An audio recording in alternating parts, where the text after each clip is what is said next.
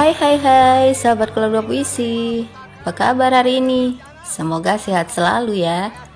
Di video kali ini kita mau ceritain salah satu film yang menggambarkan realita di Indonesia belasan tahun lalu. Kalau sekarang mah Indonesia sudah maju, katanya sih begitu. Dirilis tahun 2010, saya yakin film ini pasti nggak bakalan bikin jenuh. Ceritanya bukan tentang suami yang selingkuh, tidak pula tentang orang-orang berpengaruh. Skenarionya ditulis oleh Musfar Yasin asal Lombok Timur yang sangat menyentuh dan sangat menghibur. Gak perlu panjang lebar, yuk kita langsung aja ke alur ceritanya.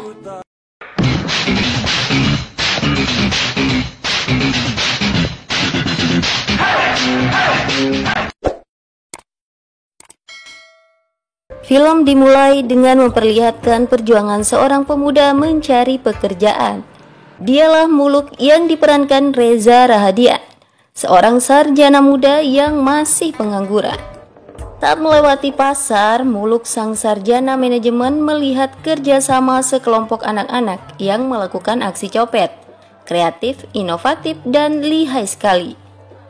Anak kecil yang bertugas membawa pergi dompet diikuti. Muluk langsung meringkusnya dan mengancam akan melaporkan kepada polisi. Anak itu disarankan untuk meminta saja daripada mencuri. Anak yang bernama Komet itu nampak cukup tenang. Dia tak peduli ocehan orang. Tanggapannya atas saran yang diterima membuat Muluk kiku. Tidak dapat berkata-kata hingga Komet pergi. Kok nggak bisa minta baik-baik? Saya kan pencopet, Bang, bukan tukang minta-minta. Muluk kembali melamar pekerjaan di sebuah perusahaan swasta. Namun sebagai sarjana, pengetahuannya dianggap tidak berguna. Pimpinan perusahaan itu sudah mencoba segala cara, nyatanya tidak berhasil menyelamatkan perusahaannya. Berbagai penolakan telah diterima, bahkan sempat disarankan menjadi TKI saja ke Malaysia. Tapi Muluk tidak pernah putus asa, dia terus berusaha mencari kerja. Muluk juga mulai berencana beternak cacing sebagai usaha. Itu membuatnya diolok para pemuda yang juga tak kerja. Termasuk oleh Samsul, temannya, sarjana pendidikan tapi pengangguran juga. Sementara ayah Muluk, Pak Makbul yang bekerja sebagai penjahit, yakin anaknya akan segera mendapatkan kerja. Pak Makbul sering berdebat dengan Haji Sarbini yang merupakan calon besannya, terutama tentang apakah pendidikan itu penting atau tidak. Buktinya, Muluk yang sarjana tidak bekerja, sementara orang yang sekedar lulusan sanawiyah bisa buka usaha. Sarbini memiliki anak bernama Rahma yang saling mencintai dengan Muluk. Namun ada juga caleg tolol Jupri yang mencintai Rahma. Haji Sarbini sendiri sangat ingin melihat calon menantunya memiliki pekerjaan. Jangan sampai anaknya Rahma dinikahi orang lain karena terlalu lama dalam penantian. Ada pula sosok Haji Rahmat, ustadz setempat yang memiliki anak bernama Pipit, seorang sarjana yang kerjaannya hanya ikut kuis berhadiah setiap saat. Pada suatu hari, Muluk mampir ke sebuah warung di sela mencari kerjaan. Dia memesan makanan. Rupanya di situ sudah ada Komet, pencuri kecil di pasar. Komet ingin mentraktir Muluk yang terlihat tidak punya uang. Ternyata Komet merupakan pencopet berpengalaman. Sudah 4 kali dia ditangkap polisi, tapi mencopet lagi.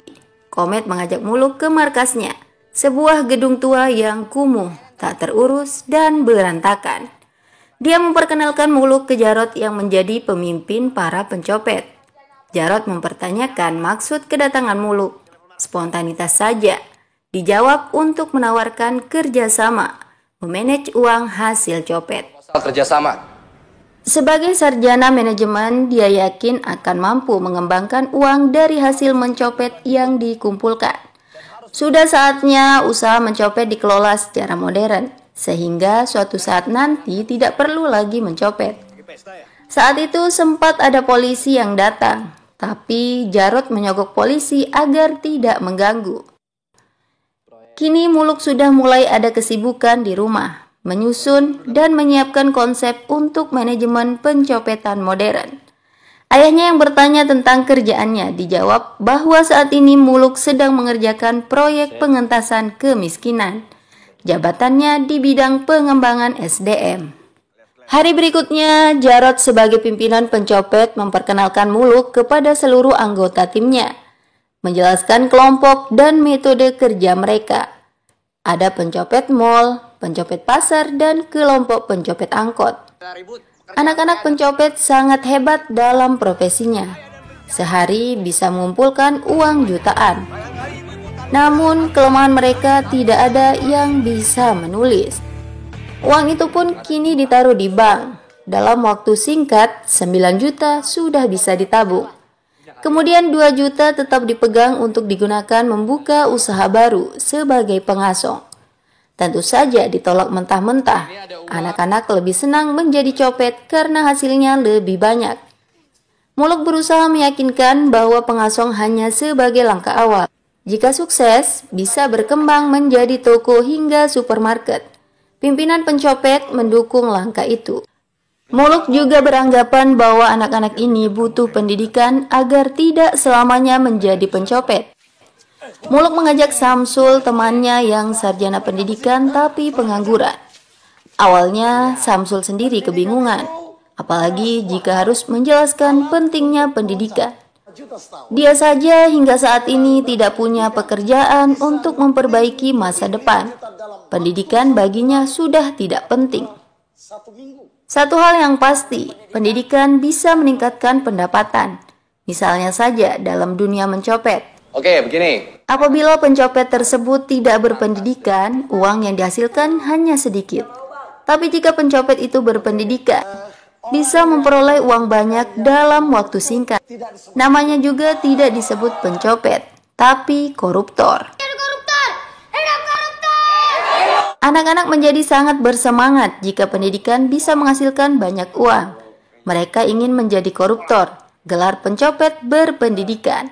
Syarat bisa jadi koruptor harus mau belajar. Setelah Muluk dianggap memiliki pekerjaan, calon mertuanya meminta agar segera dilangsungkan pernikahan. Jangan sampai Rahma nantinya diambil orang. Haji Rahmat juga minta tolong ke Muluk agar si Pipit anaknya diajak kerja. Dia tidak senang melihat Pipit setiap hari hanya mengurus kuis dan kuis. Muluk pun akhirnya mengajak Pipit bergabung. Awalnya Pipit berat hati harus mengajar para pencopet, apalagi nggak ada akhlak.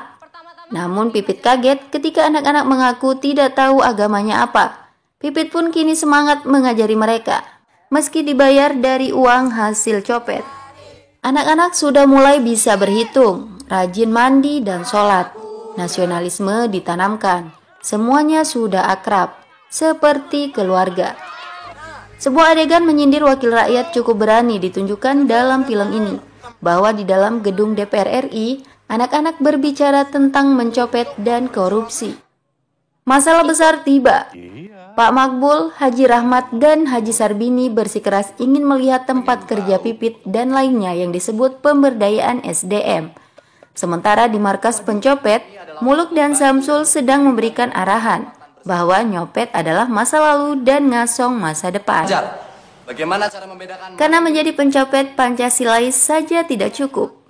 Para orang tua sangat terkejut melihat situasi dan kondisi tempat Muluk bekerja. Suasana begitu kikuk. Sementara lidah anak-anak pencopet masih sering mengeluarkan kata-kata tajam. Kecuali Haji Rahmat ayah Pipit yang terlihat bangga. Terutama Pak Makbul yang merasa sangat terluka. Apalagi anaknya yang sarjana ternyata bekerja untuk para pencopet. Makanan yang selama ini diberikan Muluk berasal dari uang haram. Pikiran itu juga ditularkan kepada Haji Rahmat dan Sarbini. Hubungan Muluk dan ayahnya mulai renggang. Gula yang sempat diberikan juga dikembalikan. Pipit pun dilarang mengajar pencopet lagi. Ayahnya marah. Kedua bapak-bapak itu keluar di tengah malam. Mereka saling berpelukan menyesali apa yang terjadi. Menangis meratapi barang haram yang sudah masuk ke tubuh renta mereka sambil berjalan ke masjid. Muluk dan Pipit tak kuasa melihat orang tuanya menangis sesenggukan. Rasa bersalah menyerang begitu dalam.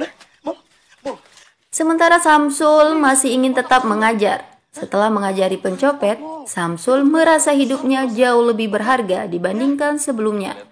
Tidak lagi disebut sarjana pengangguran. Bagi Samsul, dosa yang paling besar bukanlah mencopet, tapi mereka yang melakukan korupsi, menghabiskan uang rakyat, membiarkan rakyat melarat dan jadi copet.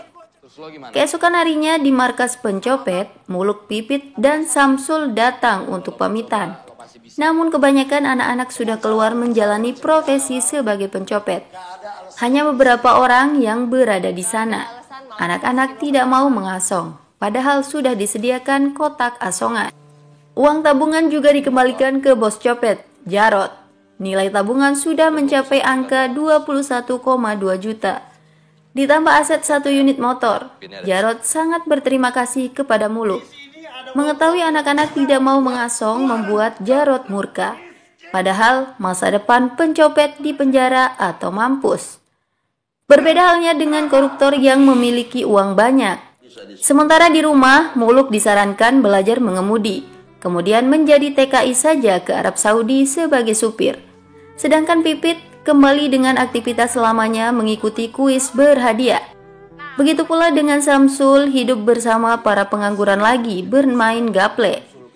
Anak-anak pencopet mulai merasa kesepian. Beberapa di antara mereka memutuskan untuk menjadi pengasong, namun sebagiannya lagi kembali seperti awal sebagai pencopet.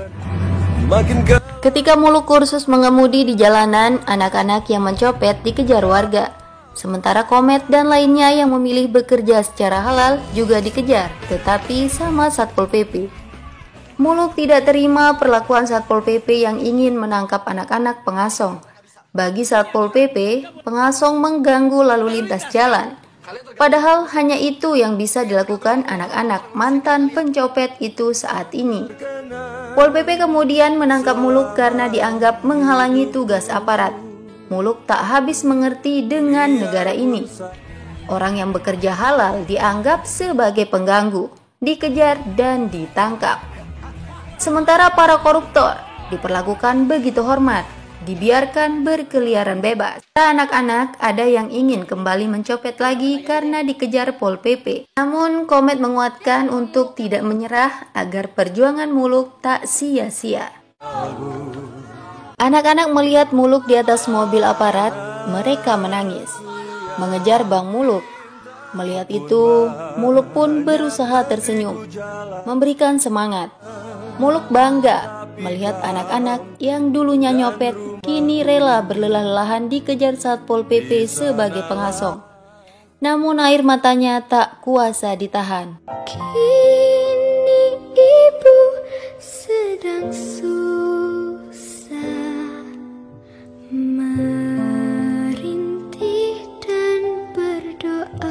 Film berakhir dengan rasa haru yang begitu iba tentang anehnya negeri Indonesia, yang katanya fakir miskin dan anak terlantar dipelihara negara. Justru realita menunjukkan sebaliknya. Sampai jumpa di alur film selanjutnya.